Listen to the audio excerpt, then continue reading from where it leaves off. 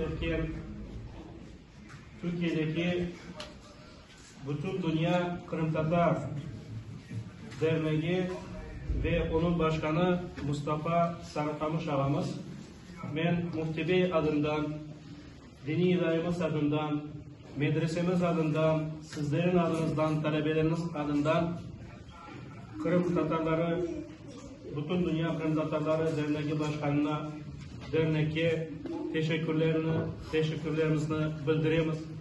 Allah-u Teala onlardan razı olsun. Bugün Türkiye'de bilirsiniz ki zelzeleden son pek ağır yaralar.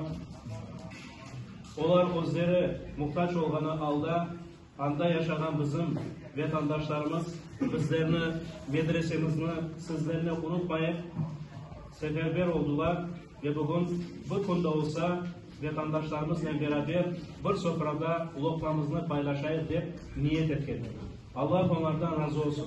Amin. Esas kardeşlik ne zaman acı günde belli olur.